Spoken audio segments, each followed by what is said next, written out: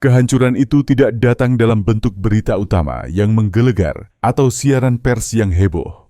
Ia datang sebagai bisikan, sebagai keheningan. Di jantung Seattle, di dalam menara kaca dan baja markas besar Amazon yang menjulang tinggi, tanda pertama dari kiamat yang akan datang adalah kesunyian.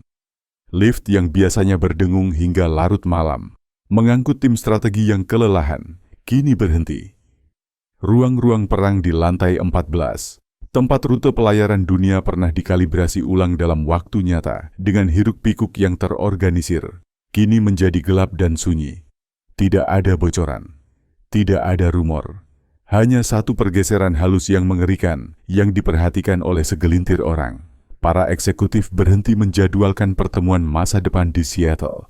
Jadwal mereka setelah bulan Juni menjadi kosong, sebuah kekosongan digital yang menandakan jurang yang akan datang. Kemudian, tanpa peringatan, pukulan itu datang.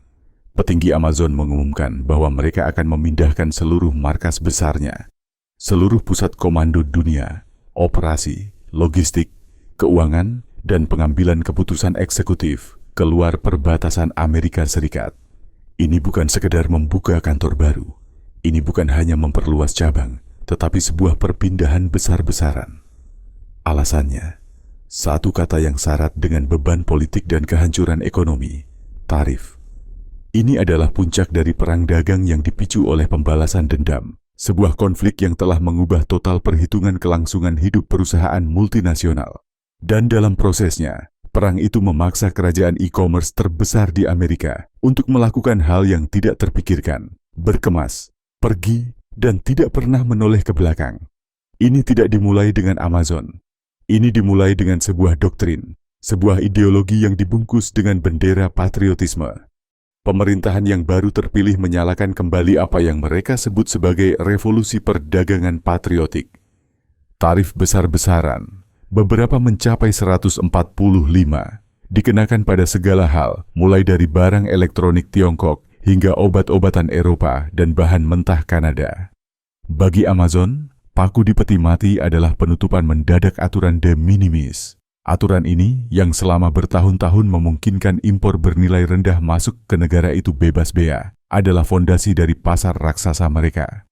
Jutaan penjual pihak ketiga dari luar negeri membanjiri platform mereka dengan barang-barang murah, aksesori, tekstil, elektronik yang dijual dengan margin setipis silet.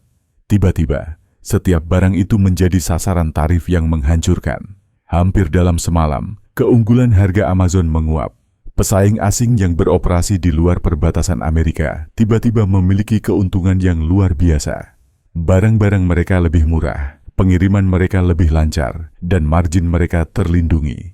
Sementara itu, Amazon dipaksa untuk menanggung beban dari perseteruan geopolitik yang tidak mereka mulai. Di ruang dewan di Seattle, para eksekutif menjalankan angka-angkanya, lalu menjalankannya lagi. Matematika itu tanpa ampun dan brutal. Proyeksi menunjukkan kerugian laba lebih dari 13 triliun rupiah selama 36 bulan ke depan jika tidak ada yang berubah. Jadi, mereka mengubah segalanya. Mengidentifikasi negara tuan rumah baru, memindahkan markas besar global Amazon, dan menggambar ulang peta e-commerce dunia dari awal. Ini bukan lagi teori. Dalam beberapa minggu, tim relokasi internal Amazon yang dipimpin oleh mantan kepala logistik dunia Vincent Chow mulai mengevaluasi daftar pendek negara. Kriterianya jelas, tarif nol atau rendah, kebijakan pajak yang menguntungkan, netralitas geopolitik, infrastruktur berteknologi maju, dan pemerintahan yang stabil. 4 negara berhasil masuk dalam daftar pendek: Singapura, Irlandia, Kanada, dan Uni Emirat Arab. Masing-masing menawarkan surga yang unik. Singapura cepat dan fokus pada perdagangan. Irlandia telah membuktikan kemampuannya menyerap raksasa korporat. Kanada menawarkan kedekatan budaya. Dan Uni Emirat Arab tanpa pajak perusahaan dan isolasi politik total. Di balik pintu tertutup, negosiasi rahasia dimulai. Amazon mencari jaminan pajak, pengecualian keamanan data, dan izin tinggal yang dipercepat untuk ribuan karyawan. Satu kesepakatan menonjol. Sebuah paket yang dilaporkan, ditawarkan oleh UEA sangat mencengangkan.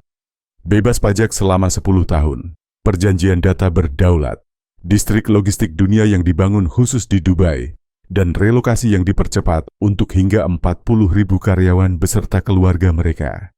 Pada saat yang sama, ketegangan di dalam negeri memuncak.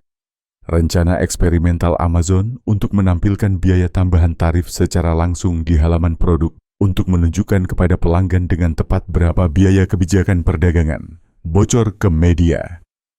Reaksi dari Gedung Putih bersifat nuklir. Sekretaris Pers Presiden Trump menuduh Amazon merusak kepentingan Amerika.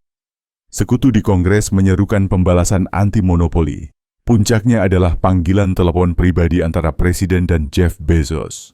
Menurut laporan, panggilan itu berakhir dengan peringatan dingin dari Bezos. Jika Anda membuat kami tidak mungkin bekerja di sini, kami akan bekerja di tempat lain.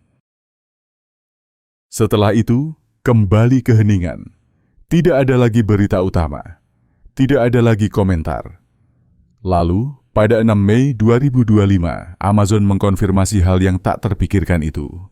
Markas besar globalnya akan dipindahkan ke luar negeri. Dampaknya langsung dan dahsyat. Wall Street pada awalnya terhuyung-huyung. Saham Amazon anjlok 5%. Tetapi kemudian pulih ketika para analis menyadari bahwa penghematan jangka panjang dari pajak yang lebih rendah dan perdagangan bebas tarif dapat melebihi gangguan jangka pendek. Namun bagi Seattle, itu adalah pertumpahan darah. Puluhan ribu pekerja dihadapkan pada pilihan relokasi yang mustahil. Pasar perumahan yang pernah melambung karena kehadiran Amazon mulai merosot tajam. Usaha kecil yang bergantung pada lalu lintas karyawan Amazon mulai tutup. Pejabat kota bergegas untuk menambal lubang dalam proyeksi pendapatan pajak mereka. Amazon sudah mengirimkan gelombang pertama tim eksekutifnya ke Dubai. Arsitektur datanya diduplikasi di tanah berdaulat di Abu Dhabi. Pusat pemenuhan di Bahrain dan Oman sedang dilengkapi dengan panel surya dan peralatan penyortiran otonom. Amazon menjadi tanpa batas, tanpa negara, pasca Amerika. Dan perusahaan lain memperhatikan dengan saksama.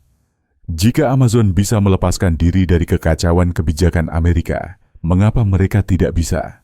Apple mulai melobi untuk keringanan tarif pada komponen dari Tiongkok. Dengan memo yang bocor, memperingatkan bahwa pembatasan yang berlanjut mungkin memerlukan restrukturisasi operasi di luar negeri. Bahkan Walmart mulai mengevaluasi kembali struktur sumber asingnya. Eksodus Amazon lebih dari sekadar perpindahan kantor pusat. Itu adalah deklarasi kemerdekaan korporat. Bagi Amerika Serikat, ini adalah panggilan untuk sadar. Washington sekarang menghadapi dampak dari mempersenjatai perdagangan tanpa rencana untuk mengatasi akibatnya. Strategi tarif yang dimaksudkan untuk menghukum Tiongkok dan menghidupkan kembali produksi dalam negeri malah menciptakan kekosongan yang kini diisi oleh negara-negara asing. Di Dubai, Singapura, dan Dublin, para menteri teknologi merayakan dengan tenang. Mereka tahu apa yang baru saja terjadi. Perusahaan paling kuat di Amerika baru saja menjadi pelanggan mereka, bukan pemerintah Amerika. Dan mereka bersiap untuk lebih banyak lagi. Markas baru Amazon sudah digembar-gemborkan sebagai zona ekonomi khusus digital. Sebuah kampus tempat AI, robotika, dan optimisasi rantai pasokan kuantum dapat dikembangkan tanpa batasan peraturan Amerika. Kembali di Amerika, reaksi balasan semakin membesar. Para senator menyerukan penyelidikan. Serikat pekerja menuduh Amazon melakukan pengkhianatan. Tetapi sudah terlambat. Amazon telah pergi. Dan di belakangnya, sebuah pertanyaan mendasar menggantung di udara. Berat dan tidak nyaman. Apa artinya menjadi perusahaan Amerika jika Amerika bukan lagi tempat terbaik untuk berbisnis? Dalam tatanan dunia baru ini, tarif bukan lagi sekedar pajak, tarif adalah pemicu, dan Amazon baru saja menarik pemicu terbesar dari semuanya.